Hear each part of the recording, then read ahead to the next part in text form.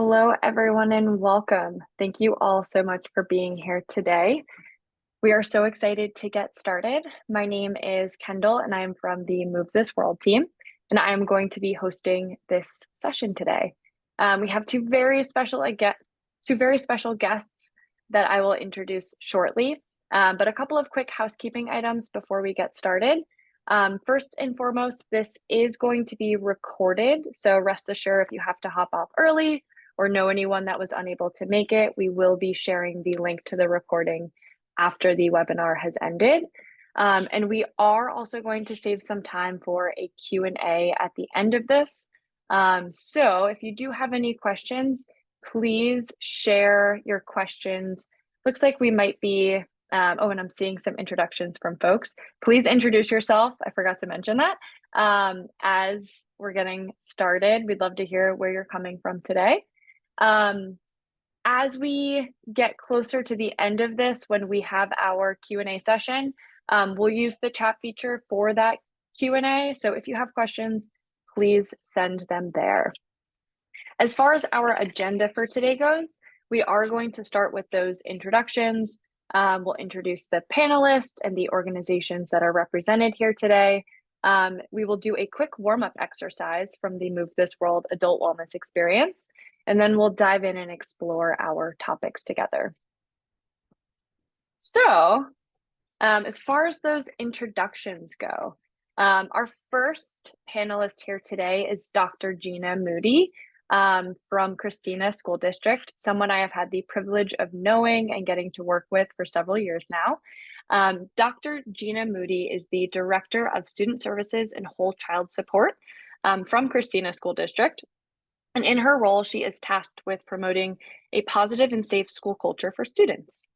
She collaborates with staff and partners to provide appropriate tiered interventions for students so that they are poised to meet academic success, including the non-academic factors that can impact their educational progress. The district's journey with Move This World began in 2019, and several schools in the district are still using Move This World's Tier 1 interactive curriculum to support their students' acquisition of skills related to the CASEL competencies. Gina advocates for making connections before content and seeking interventions that will produce meaningful outcomes for scholars. We also have Bonnie Contreras from Presence. Bonnie serves as the Senior Director of Clinical Solutions at Presence. She began her career in education as an elementary school counselor, holding additional positions as a school psychologist. Joining Presence in 2019, Bonnie provides education on the implementation of teleassessment and teletherapy services to support districts' special education and mental health needs. She has presented at national and state conferences on remote assessment and virtual counseling supports, and she has also engaged in legislative advocacy seeking increases for school-based mental health funding. And a little bit about myself, I mentioned before that I am here from the Move This World team. I'm the Senior Director of Impact at Move This World, and my journey there also began in 2019. This year seems to be a theme here. I use my background in social work at Move This World to support the growth and development of the organization's curriculum, professional development offerings, implementation in schools and districts, and research initiatives. And I've been seeing the chat is very busy. It looks like we have folks from all over the country, which is awesome. I'm seeing New York, Mexico City, Boston, Denver, Raleigh, Delaware, Oklahoma, Rhode Island, all over the map. So welcome, everyone. As far as the organizations that are represented here today, if you are unfamiliar with Christina School District, they are a Delaware public school system, and they serve the cities of Wilmington, Newark, and the surrounding suburban areas. They serve 14,000 students, 14% of which are English learners, 22% of which have disabilities, 41% of which come from low-income homes. And in addition to the traditional schools that they have in their district, they also have some really incredible programs, such as the Brennan School, which is the Delaware Autism Program, the Delaware School for the Deaf, Network School for Employability Skills, Sarah Pyle Academy, and more. So they are doing some really incredible work in their school district. And I'm excited for Gina to share more about that. As far as Presence goes, in case anyone here is unfamiliar with Presence, they're a leading provider of teletherapy and remote evaluations for pre-K through 12th grade schools in the United States. They have led the way for remote service delivery since 2009, innovating how clinicians assess and address student special education and mental health needs. They have a network of over 2,000 teletherapy providers and support school districts with special education related services such as speech language therapy, behavioral and mental health services, occupational therapy, psychoeducational assessments, IEP and ARD facilitation, Hanga for schools, which is their incredible platform, and early intervention services. So that's a little bit about Presence. And Move This World, for anyone that is unfamiliar with us, we are a proactive and preventative mental health care platform. We work with schools, staff, and families in pre-K through 12th grade. Move This World is designed to be easy to implement for educators and teachers and provides MTSS aligned programs that deliver thousands of multimedia experiences. These are video-based exercises and audio-based experiences designed to be engaging and participatory to help create a common language for students, support social emotional development, and build stronger school communities. So that's a little bit about the organizations that are here today. So now, switching gears a bit, we are going to dive into a Move This World exercise from our adult wellness experience. This is something that Move This World released this past fall, and it's an experience designed to support educators with their own well-being. So what we are going to do is follow along with a video from that program. And this video is an exercise that's actually designed to support a community-based experience. And it comes from our unit that's titled Leading with Empathy and Personal Sustainability. So just follow along with the exercise and we'll have an opportunity to share out. 2 important ingredients for leaders: energy and inspiration. Feel like you're running low on both? Here's a tip to recharge. Think about one thing you can do today that inspires or re-energizes you. The choice is yours, but here are a few examples. Go for a walk. Talk to a friend. Listen to your favorite song. Read a section from your favorite book. Plan your vacation. Think about this as we breathe in. 1, 2, 3, 4. And breathe out. 4, 3, 2, 1. Now, how do we make this really happen? Say it out loud and hold yourself accountable. Stand up and turn to the person next to you. All right, so I'm going to stop it there. The video would proceed to have us share out with the person next to us. But instead of doing that, I'm going to invite everyone in the audience to actually share your response in the chat.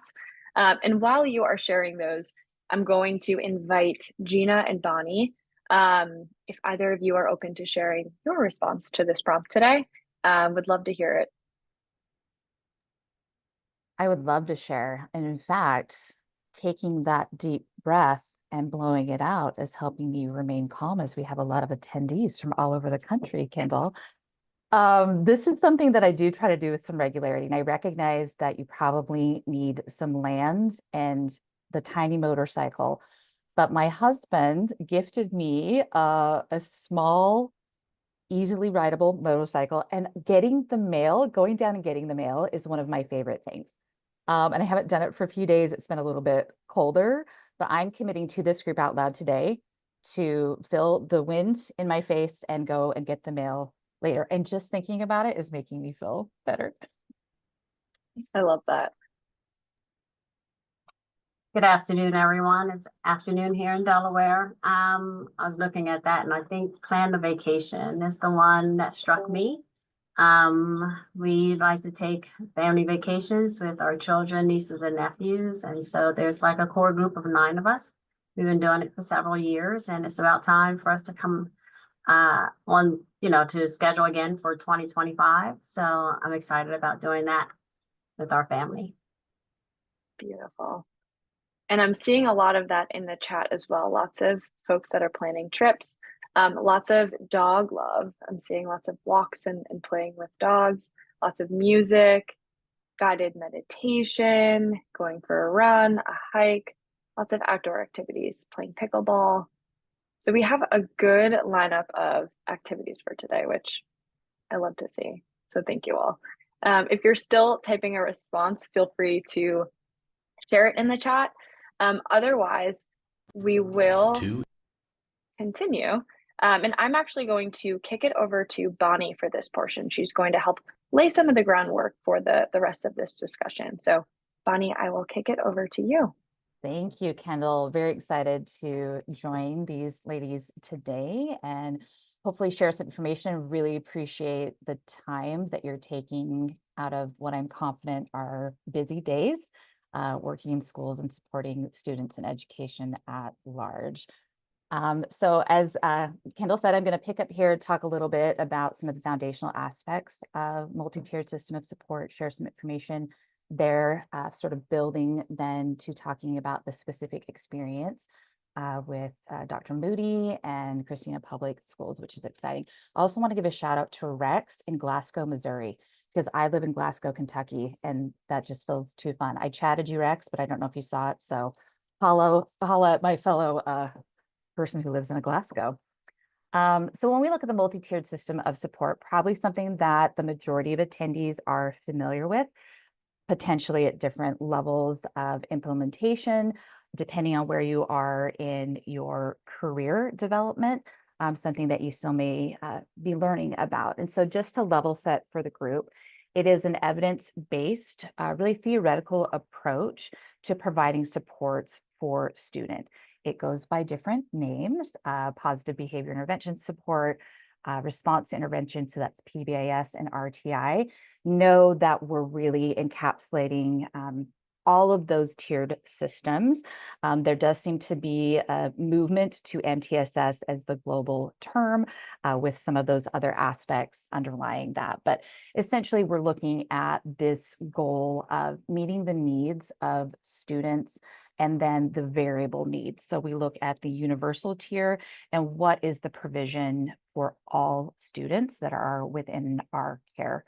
And then the ability to identify students who may need additional targeted support, wherein we are generating a specific intervention, ideally research-based, where we're going to be able to track data and show that improvement. And then we know then at the top of the pyramid that that is really for our students of highest need, often, though not always, but typically tied to special education categorical eligibility and associated IEP services. So when we look at MTSS, there's some critical pieces that really tie into the healthy functioning of this system. Just real quickly, we'll hit on those key terms. When we talk about universal screening, that can really be across different domains. We know that I would say the vast majority of schools at this point are benchmarking for reading at the elementary level, looking at that sort of early, phonetic ability. We're doing multiple measures a year tracking that, but that universal screen also extends to the mental wellness of our students, and having a measure, ideally a few weeks into school, let things settle a little bit. We know that the dust can really kick up there at the beginning. We also want staff and teachers to have the opportunity to interact with students prior to making any type of assertion or judgment about, where they might be as far as their social development. But that screen is really critical to give us an indication of students that are going to need support beyond what is provided at that bottom tier, where everyone is gaining access to either, curriculum. We're doing assemblies. We're doing, reviews in classrooms of the vocabulary we've established in our school to really strive for that positive behavior. When we look at evidence-based interventions, that's where we're going to then be elevating a certain group of students beyond that universal tier. Move This World is an excellent example of that.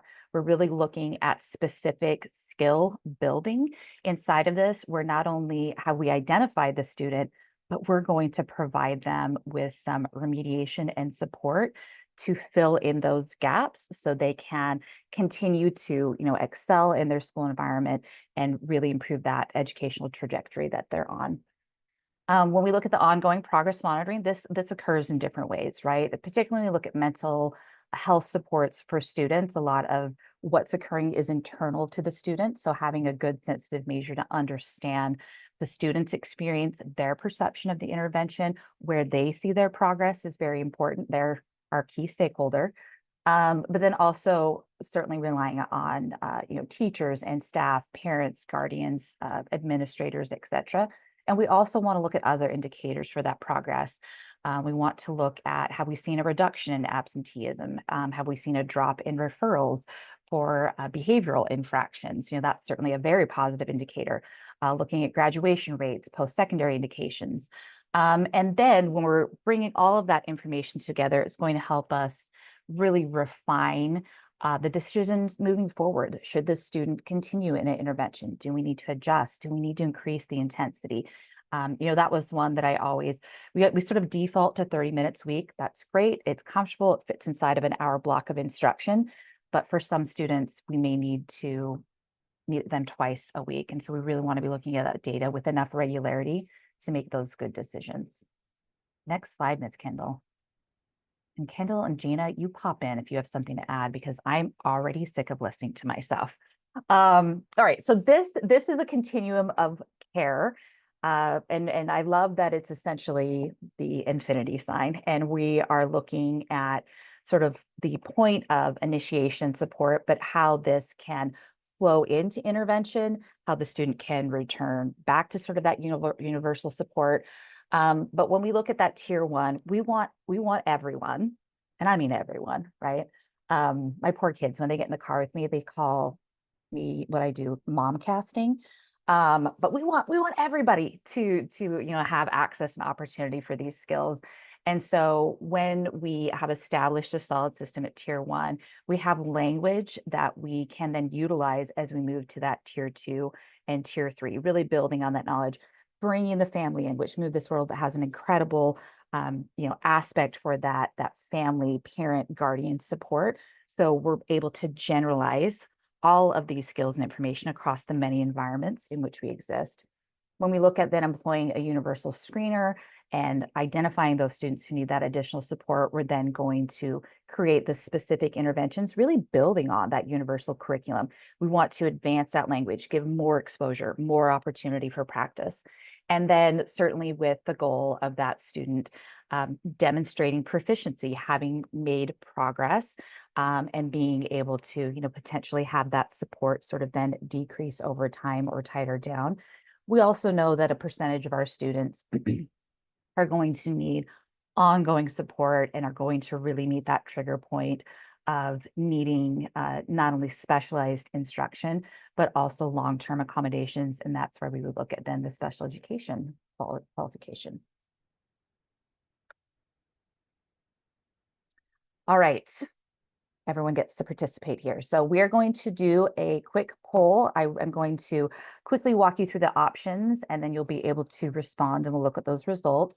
So I want you to think about your current district situation and the mental health programming inside of this model, or what you have established, really considering your situation from 1 through 4. If you would please be willing to respond, and we can kind of get an indication of where individuals at. And I will say no judgment at all. The polls popped up for you.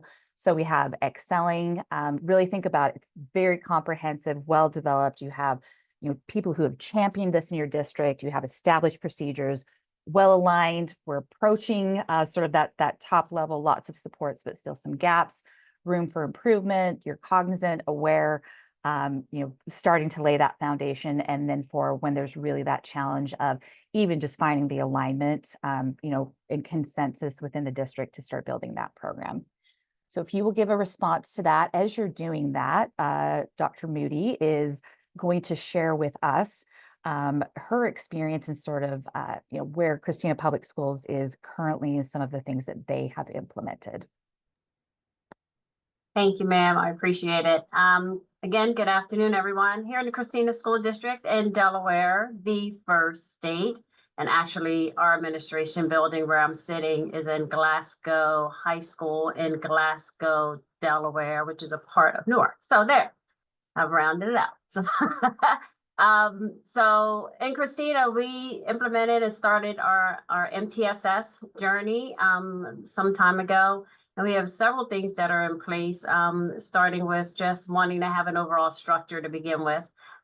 We had a team together. We have a district MTS coordinator as well as individual school building coordinators. And our goal is to, first of all, what do we want to communicate as far as what MTSS looks like and how we should roll it out?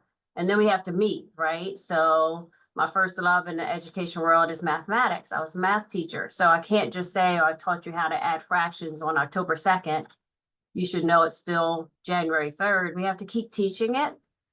So we have to meet to make sure that, is this right? How do we adjust the plan, et cetera, so that our MTSS goals are materialized. And also, it's new for a lot of people, and it overall is some mindset shift as well. So when we look at our mindsets as far as what we think things should be, as far as how we provide interventions for students, we kind of have to take that into account in addition to the best practices that are out there and all the resources that we have.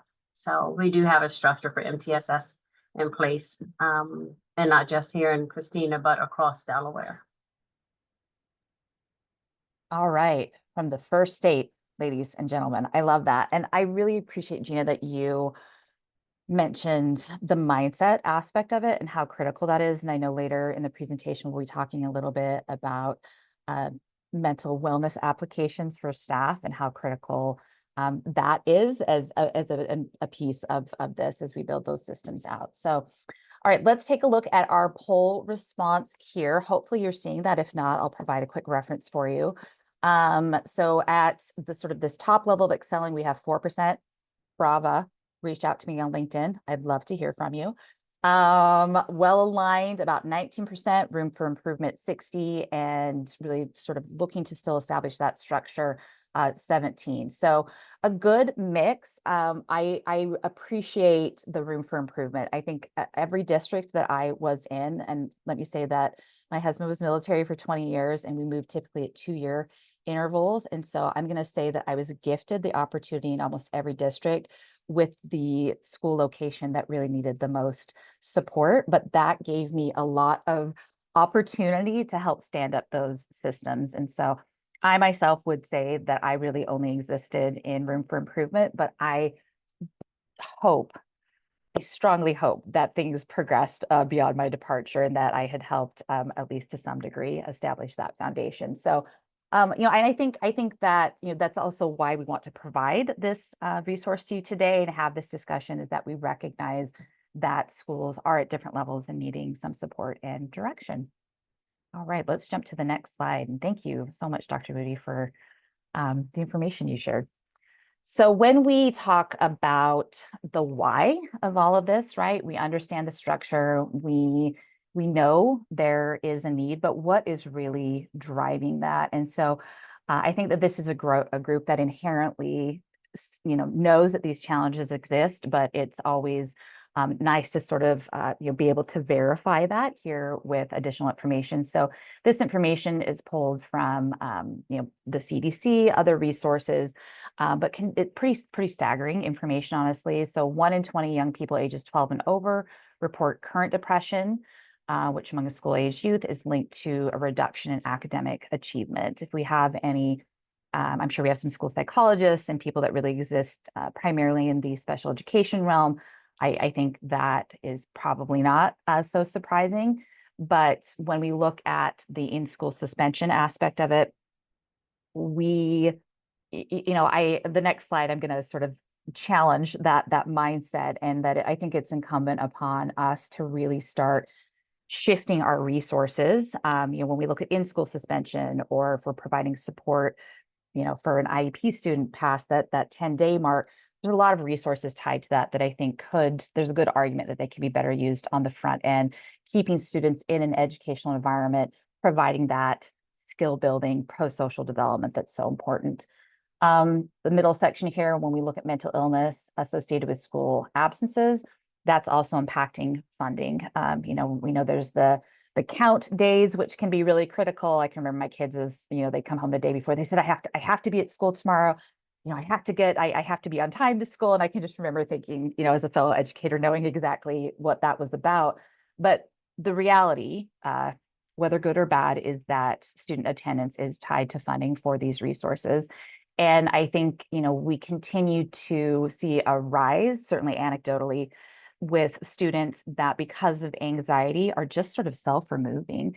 And, they may enroll in a virtual program, they may be in a homeschooling program, but what can be provided to the student in the school environment for mental health intervention is significant and substantial, and something that I think is gaining more and more steam and will continue to. My hope is that at some point there's allocated federal funding, a la, IDEA, but fingers crossed.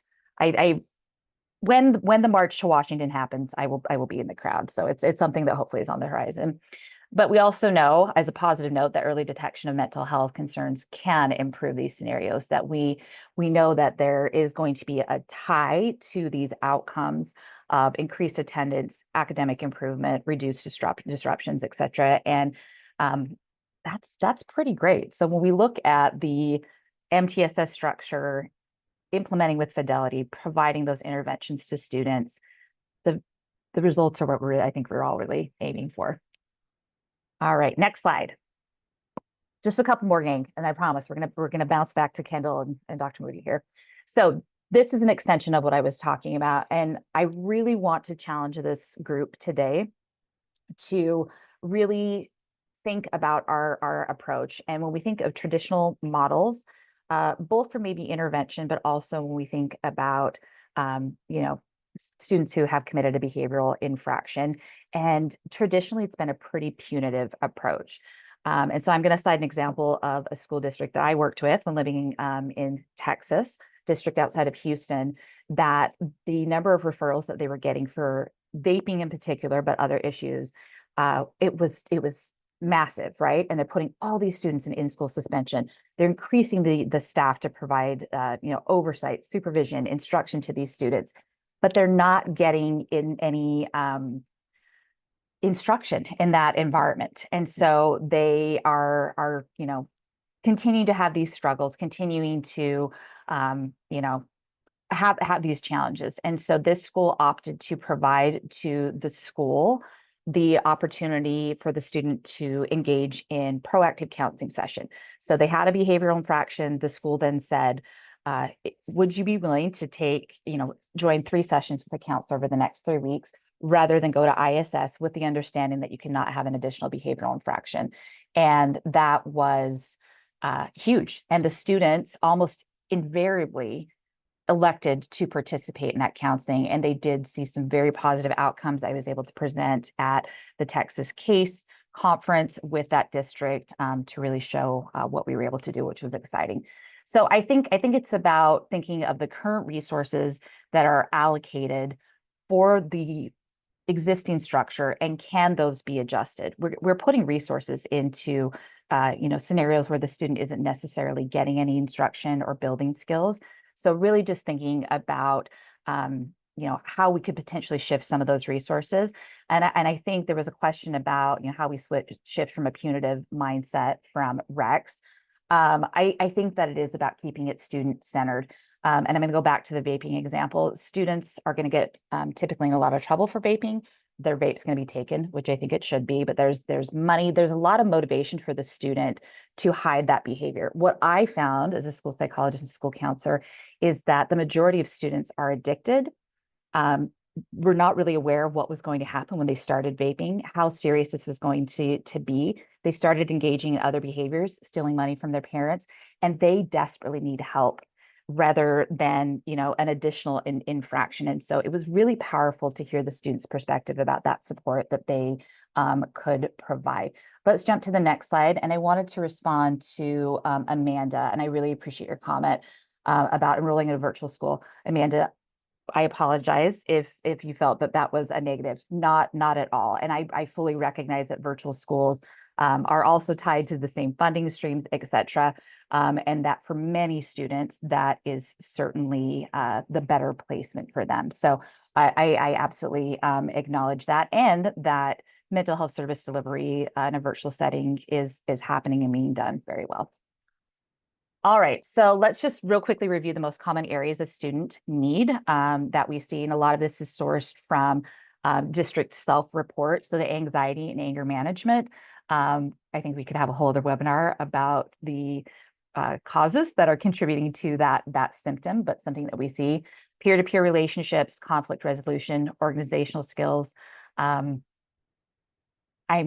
I can really be a superstar and help a kid get organized. I myself have struggles, so that's fascinating. Short-term behavior intervention, and that's going to be tied very much to, a presenting environmental factor, a move, a death, something traumatic that's happened, illness, a student being diagnosed with a chronic condition. I myself am a type 1 diabetic, and any school I was in, I always loved to find those kids, or, would let the staff know, hey, statistically, this is going to probably come up a couple of times this year. And it's a tough diagnosis as a kid. I was a teenager. Let me know. And I would love to do some, support for that student as they're sort of transitioning into the treatment.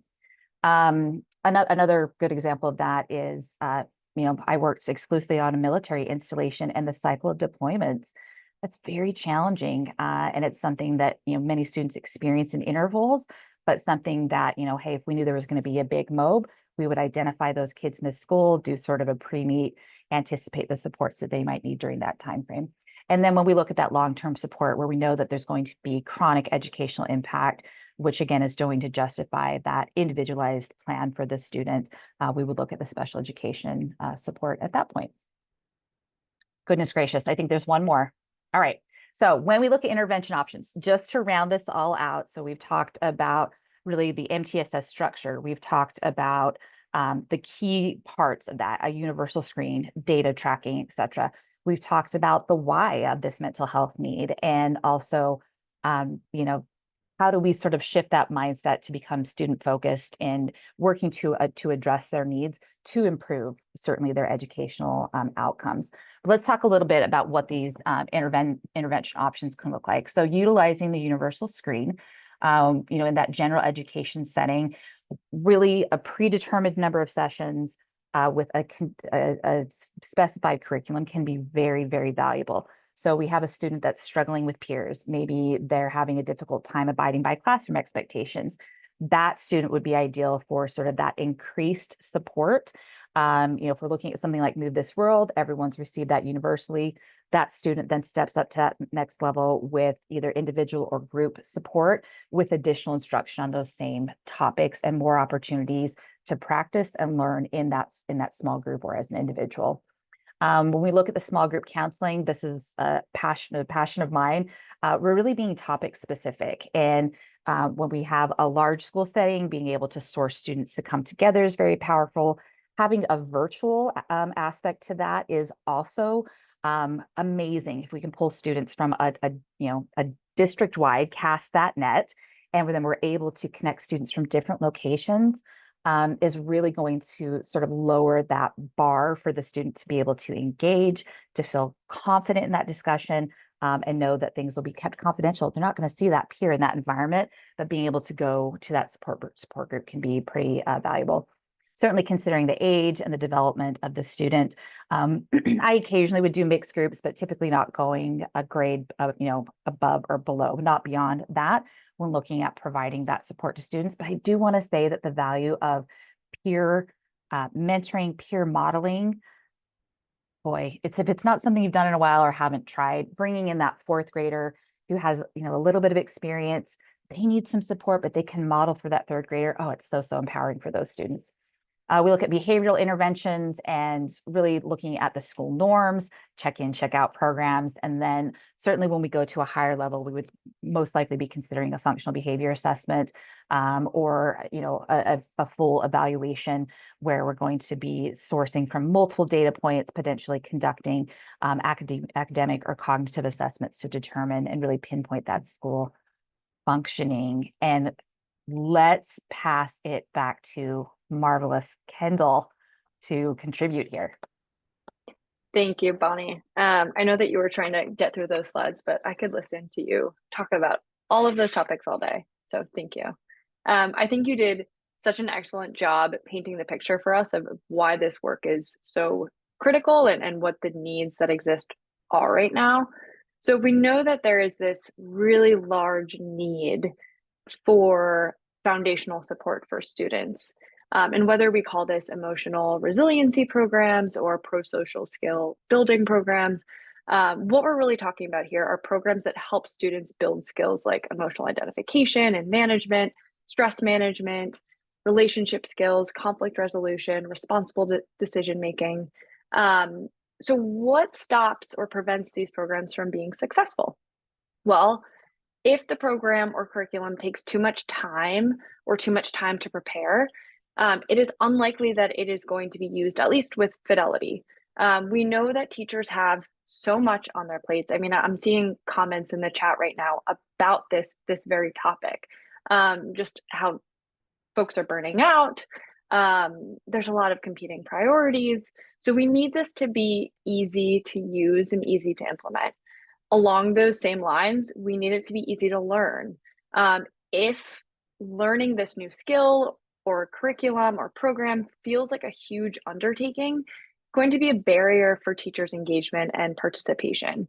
There have been countless professional development sessions that I've been a part of where a teacher might have shared, I've never done something like this before. I teach math or science or history. I don't do this work.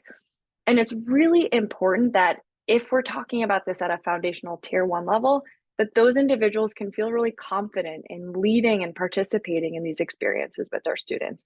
We want them to see that they don't need to be a school psychologist or school counselor to participate in this work.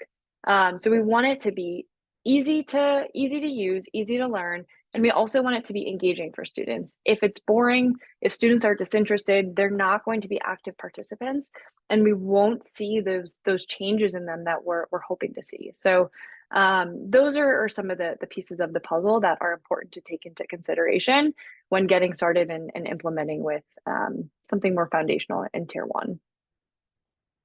So what happens when these programs are successful, when they are able to be implemented? Well, research in the field and also research that Move This World has done has shown that when these programs are implemented, we see academic improvement. We see larger growth in academic achievement scores. We see that behavioral issues decline. We see decreases in behavioral incident reports. And we see that emotional skills increase. So we see an increased use of identification and use of strategies that students are learning during those times of conflict and stress. So we'll move on to the next slide. We could talk more about this one as well, but I want to make sure we have time to hear from Gina on those real world experiences. So we spoke a little bit about this continuum. Bonnie did a really nice job at speaking about all the different pieces of the puzzle here. But what does this continuum look like in the context of a partnership like the one between Move This World and Presence? Well, there's a real clear path, I think, for alignment and integrated supports across these tiers. So what this looks like is at the tier 1 level, we have students practicing Move This World on a regular basis. They're learning the common language. They're practicing these skills. At the tier 2 level, for those students that need the additional support and practice, rather than being introduced to something new or different, they're getting additional practice with that same common language. It's designed to build off of what they're doing in tier 1. For students that need individualized additional support, this is where Presence comes into play. those students would be meeting with clinicians that are also familiar with that same common language that we've been speaking about. So rather than these supports and interventions being siloed and independent from one another, they're all speaking the same language, they're speaking with each other, and they're truly that continuum of support. And it does not stop there, because as Bonnie mentioned before, Move This World also has family access. So family members and parents can log in at home and practice these same strategies that their students are learning. And we have the adult educator wellness experience. So educators who we know are experiencing burnout can practice these strategies and practice this work to ensure that they are taking care of their own well-being so that they can show up for their students. So that's a little bit about that continuum and what this could look like. But at this point, I am very excited to, I'm going to actually stop my screen share so that we can hear from our guest speaker, Dr. Gina Moody. So at this point, we do have some questions for you, Gina, that we will run through. And I have some as well for you, Bonnie. But we're excited to just hear about your real world experiences and bring that to this discussion. So I'm curious, when it comes to establishing an MTSS framework for mental and behavioral health for your district, what do you have as a goal or a mission? Can you share a little bit more about that with us? I can, and I'm asking out loud. If I run too much, just kind of put your hand up, because, I kind of get entrenched. So like I said before, as a math teacher, I'm trying to teach all the concepts, but there was something missing. And so I realized that this part around social emotional learning was the key. Once we received training in 2019, I couldn't get enough of it, right? So here in the Christina School District for MTSS, we have this vision of we want to empower students. We want to make sure that we have a system, because like Kendall said earlier, 14,000 students, about 32 schools and programs. How do we align and make sure that we give the in-time interventions for students? So the goal is to have a consistent process. Is everyone on the same page? Have we aligned a strong tier 1 for students on the academic side and the behavioral side, right? So, but when we get into the behavioral side around social emotional behavior well-being, from there, we did grab onto a universal screener. Now, I could say that the law made us do it, but I can also say that it's the right thing to do. So Delaware passed regulation that says you have to have the universal screener. You have to have an MTSS process in place. And then other things around school discipline as well, which also falls in this office here. So we had to put all those structures in place. So yes, there's a mindset, and yes, we kind of struggle to buy in, but we can't let up off the gas if it's the right work to do. And I also want to say too, that anytime I say what we're trying to find the right supports for students, we also have to find the right supports for staff, because you can't do one without the other. You can't make the train go if their wheels aren't on yet. So our goal is just that. I mean, we talked about PBS. We've been a PBS district and state for some time. And so now, how does PBS RTI now look under the MTSS framework? So we communicate early and often as much as possible to bring that language back in front of everyone. So part of the social emotional learning was our, I don't know if you want me to say this now, Kendall, if this is the right place, but around our journey with finding a curriculum for social emotional learning. But when we did that back in 2019, we gave schools an option. And that's how we became connected to Move This World. Kendall, Sweeney came out several times for on-site coaching, and just around how you have to make time for this work. So looking at it in its broad structure and its broad stroke structure as far as MTSS, it is a framework. It's not something to do, right? But it's a framework. And we wanted to make sure that our framework was tight enough to get started. Someone once taught me you can't wait till something is 100%. You'll never get out the starting gates. So if it's 75%, get out the gates and just keep improving as you're working towards that 100%. So the biggest thing for us is just, what does our structure look like? Who's all involved? And then how do we support schools and their ongoing efforts through MTSS and through social emotional learning? That's great. Thank you. And I know you mentioned that I had some personal experience visiting a handful of your schools in the district. For several years, I spent a ton of time. And it wasn't just the coaching around the program that your district invested time and resources into. It was also professional development that was designed to support adult educator wellness. So I'd love if you can share a little bit more about that and what you think the role that adult wellness plays in this MTSS framework. Adult wellness plays a huge role. So we're very fortunate in Delaware to have a close partnership too with our education associates at the Department of Education, right? Because our state is this big, and so we could actually drive one end to the other. And I have numbers in my phone. So one education associate for social emotional learning is Dr. Terry Lawler, and she would say, you know, we can't pour from an empty cup. The same analogy like on an airplane. My husband works for an airline, so about the oxygen mask coming down.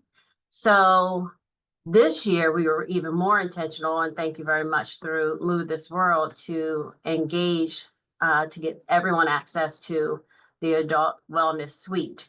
1 minute, 2 minute videos just to kind of level. I know that sometimes I'll come in my office, shut the door, click on the video just to kind of breathe and recenter myself. So adult wellness is huge. We also incorporated, even just in every meeting that we have, our deputy superintendent, who's my boss, Dr. Deirdre Joyner. We don't have a meeting without checking in. Like, where are we on the mood meter? So we do an exercise of some sort, just again, to connect before we get into what's going on all over the district, because we need to recognize each other as individuals and people first. So a lot of times I do the alternative placement and expulsion meetings too. So, and sometimes, you know, I'd much rather just walk up with a family, talk to them directly, and not just have someone else bring the family in, because I want to connect with them. This is a hard thing. And these are not just kids. These are people, right? Who just happen to be 13 or 14 or 18 years old. So just that whole mindset of recognizing each other as people and individuals, and what is it that you may need in that moment, and sometimes just shutting down whatever's going on to take time to tend to that person. So again, do that for not just students in the classroom, but adults in our meetings, our professional development spaces, et cetera. I love that. That's beautiful. I'm seeing some comments in the chat, just sharing some love around that concept. I'm also seeing that there's a lot of discussion around screeners, which is somewhat, I think, related to the next question I was going to ask, which is, you know, as you're evaluating progress, what are some of the metrics that you are looking for? Right. And that was a question, right? Because to me, that wasn't as easy, you know, as a student myself, and then in college, well, when I decided to be an educator, is in the master's program. So, and then in college, this isn't the stuff we talk about, right? We don't talk about the culture and how the room feels. Although it's very important to everybody, it's just not something that we are taught. So we sat down and would say, okay, we have to do this SEL stuff, but what are we looking for? Overall, bottom line is, my thing is, I'm looking for discipline numbers to come down. Everything that was just on the opening slides, looking for academics to go up, behavior to go down. But more importantly than that last part, I wanted to feel good. I want the space to feel welcoming, and because kids and people adults, disengaged because the feeling that somebody on the other end doesn't care, or the person on the other end, you don't know my struggle. And I may not know your struggle personally, but do I have the capacity to be empathetic, to show empathy to whatever your struggle is? So we do have a universal screener, and that is a data point. It's not the end all be all. And it, everyone knows the red, yellow, greens, and the oranges, and it's a data point. And it may say Kendall Sweeney has this as a data point. She's kind of low in this area, but high elsewhere. So, but we use that coupled with other data points around the academics behavior and any other just anecdotal information that we have about a particular student or students. Some other things that we look at are, when we look at fidelity checklists, for instance, we have an MTSS implementation checklist. So every school is self-reported, right? But that is there's no reason to inflate the numbers because the data helps you move in the way that you need to move. So do we have an MTSS team? Do we have a carved out time for the year? What are our data protocols? Well, it's one thing to collect numbers, but what's the protocol around analyzing it? And I don't think we as a unit do that as well as we probably could in certain instances. And this is just in a lot of meetings that I've been in. And then we also look at, when it comes to social emotional learning curriculum, who's accessing, what does the dashboard say? Are we using it first and foremost, right? Fiscally, are we being fiscally responsible? Are we using it? And then if we're using it, what does it tell us? Are we using the language? Again, I'm going to repeat what you said before, and I was smiling because before even seeing the slides, that's exactly what happens. Are we using the language consistently? And again, not just the teachers. We have social workers, we have counselors. Are our child nutrition services staff using it? Are our bus drivers using it? Are our partners using it, right? The partners who come in to provide counseling services, do they know the language of the building? And it's huge. So it's not just telling folks, it's about the print environment. It becomes a culture. And at some point, I think that's part of the mindset, that if it becomes a part of who we are, it's not one more thing to do, because this is just how we engage. When I go into that meeting with Dr. Joyner, I know we're going to have a check-in, whether it's just she and I or her and 100 school administrators. It's just what we do. So those are some of the things. It's incredible. Thank you. So Bonnie, I actually have a question for you at this point. I'm curious. You have been exposed to so many school districts in your work at present, and also your career in education. What are some of the biggest challenges that you see districts face when implementing MTSS? Yeah, excellent question. And I also am thrilled that we have a mathematician, Dr. Moody, who is all about promoting student wellness and resiliency. Like that, I am thrilled about. And I do want to respond, and this does tie to your question, Kendall, to Kimberly L., her question in the chat that indicated that they were unable to use a universal screen related to these types of services. And I will say, number one, Kimberly L., you're not alone. And I just want to quickly make a couple recommendations if you find yourself in that scenario for whatever the reason may be. I found if I entered a school and there was not a universal screen in use or even under consideration, that number one, reaching out to the teachers, directly, privately. Do you feel like maybe you have 2 or 3 students that would really benefit from a targeted intervention so that they can find more success in your classroom and interacting with their peers?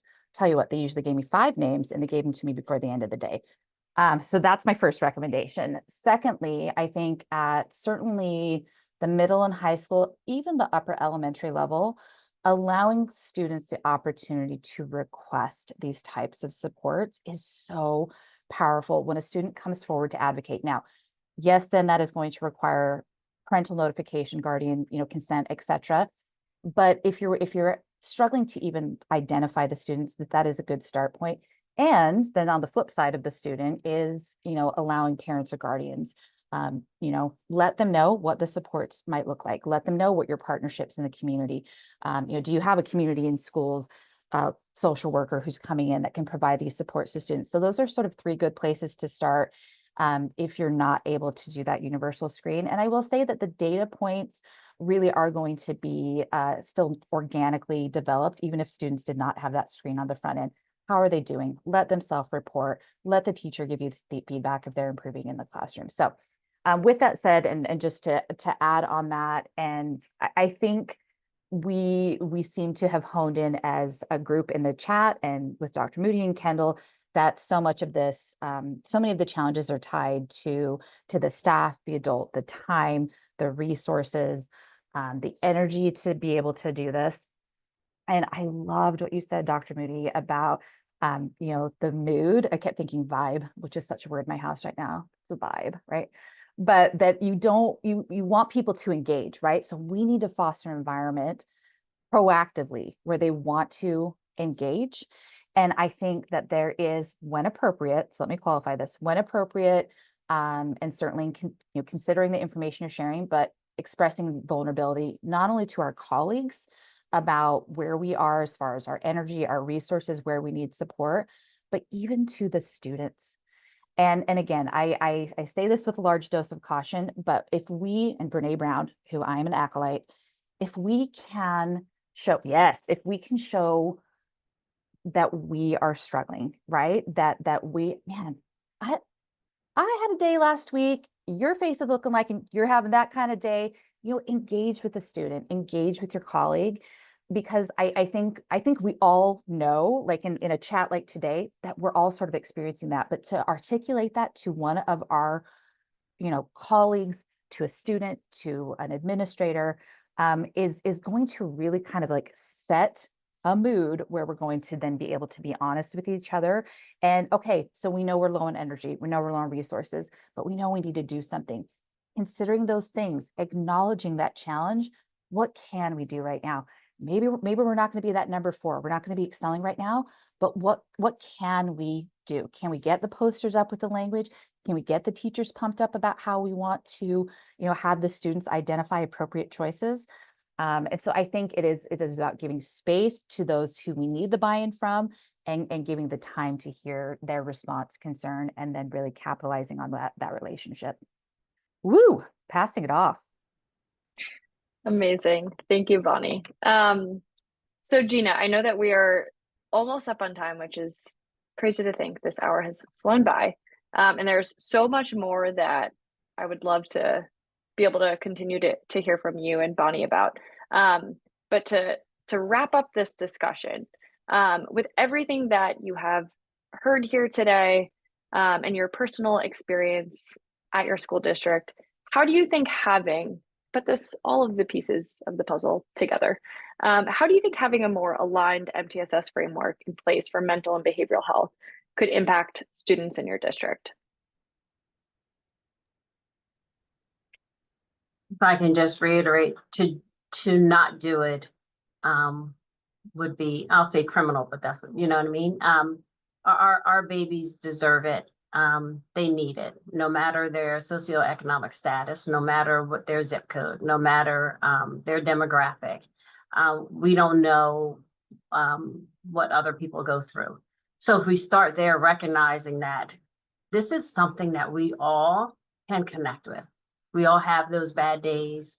We all have something back here, an experience that we had that is a barrier to our forward progress in academics and our workforce. What happened to you? I try to take that stance as much as possible. We're all human, right? So if someone says, if I tell you something, do you promise you don't get mad? I'll say, no, I can't promise you that. I'm human. But I told my own children, I say, I told you I can't promise I won't be mad, but I will promise you I won't be mad forever. I can't promise you that. So to do this work is to make that connection to students, so that may be the very end that we need to help them with whatever behavior challenges they have, whatever academic challenges they have. A lot of times people want to, just do school the way we did 40 years ago. It's not going to happen, right? We kind of have to move. It's 2024. We have language and words that we never knew existed before, but thanks to our kids, here it is. So we have to do this. I mean, I know it's challenging. I can take every name and location off of the chat comments and close my eyes, and it reverberates no matter where I am. When I was in Philly, same conversation. Here in Delaware, same conversation. Here in the city in Delaware, same conversation. Here in the suburbs of Delaware, same conversation. So we're all struggling with the same thing. And I'm not saying misery loves company. I'm just saying we just need to recognize that we're not alone, even in this work. And so moving forward, to have this aligned system gives us something, a common ground for us to support each other in, thereby supporting all our kids in, so they can take care of us when they get older. Thank you. That was so beautiful. You both speak from the heart, and this has been really an enjoyable hour. Well, thank you all so much. I know that we are wrapping up. We did not, I know that there were some additional questions. I apologize that we were unable to get through everything. We will, just so everyone knows, we will be sending out an email with some additional resources and links, including the recording from today. And we do also have another webinar coming in the late winter, potentially February time span, with the Move This World and Presence CEOs, where they will also be continuing this really important discussion. So thank you to everyone who has been here for the last hour. I hope you enjoy the rest of your Tuesday. And thank you so much, Dr. Moody and Bonnie, for sharing your expertise and experience and speaking from the heart in this conversation. And thank you, Kendall. Great job. Thank Thank you. you all. Thank you very much.